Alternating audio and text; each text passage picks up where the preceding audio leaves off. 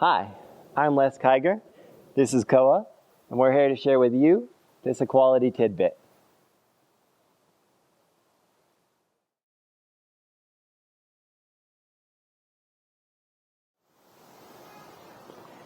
In today's tidbit, I want to share with you some ideas about basic rope handling skills. Now, I see a lot of people doing funny things with ropes. They hold them bunched up in their hands like this. They put them over their shoulders. They get wrapped up around like this or on their legs. And all of that stuff is potentially dangerous and definitely reduces your ability to communicate clearly with your horse. So the first thing I want to talk about is the bunching. This is really hard because it's really hard to have a feel when you're having to hold on to this much junk. So what I do instead is hold a single fold in the rope, or if I'm using a longer rope with just a whole lot, maybe hold 2 folds like that. Nice thing about the fold is that if she were to get spooked and take off, we're in an enclosed space, this bite would just pull straight out of my hand, as opposed to, say, having the rope in a curl like this, where if she spooks and tightens the rope, it can tighten down on my fingers and do some serious damage. So that's the first thing, is when you're just holding the rope, to just hold a bite in it like this. The bite is the single loop. Next is about the finger quality on the rope.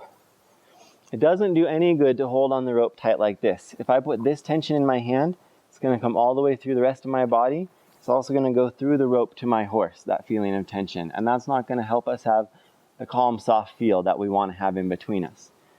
So I want to learn to hold my rope with an open hand whenever I can. I can direct my horse all over with this open hand if I've always used it this way.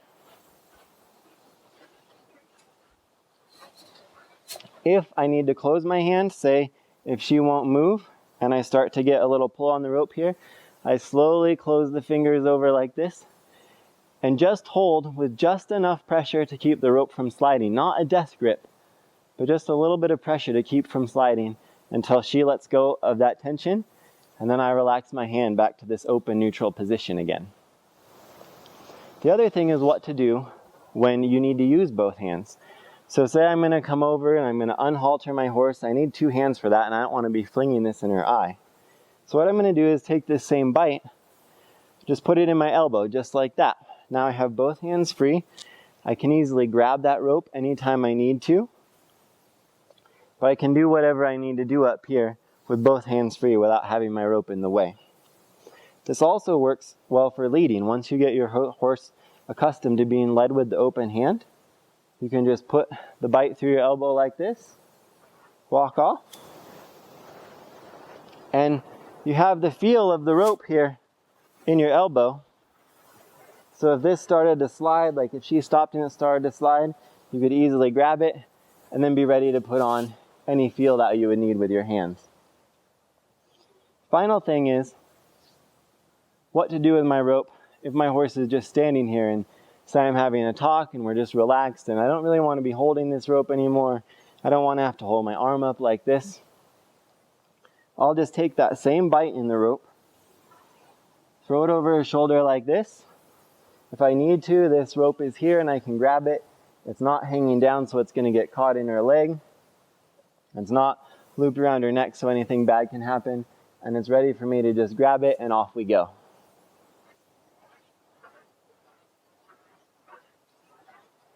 One final note is to be cognizant of when you're doing something with the horse out on the circle or backing them up or whatever, to be cognizant of where you're holding on to the rope. For example, if I'm going to back her up, do a little Pirelli style yo-yo, if I have my rope held here and I'm doing this shaking, I've got all of this extra tail hanging down that's going to hit me and it's just going to confuse my message. So I'm actually going to drop all of that down on the ground. Just hold the very end of the rope. That's all that I need. Again, you can see that I have an open hand here. I'm not clenching down on the rope. And I can give the signal I need to give. Keep that open hand. And when I need to bring her back, I have the same open hands just like that. So those are just some basic rope handling skills and techniques that you can implement anywhere in your horsemanship practice. All of these same things apply to the reins when you're riding, which we'll get to specifically in a later tidbit. But leading around, tying, standing and talking to your buddies, whatever you're doing, circling exercises, all kinds of other groundwork or work in hand, all of these principles apply. The open hand, the hand that closes slowly and opens quickly, keeping the bite and not having loops around you that you don't need, keeping your rope up off the ground and out of the way. So hopefully these tips will help you out and you'll find little ways that you can work them into your horsemanship practice. As always, let me know about your thoughts and experiences in the comments below.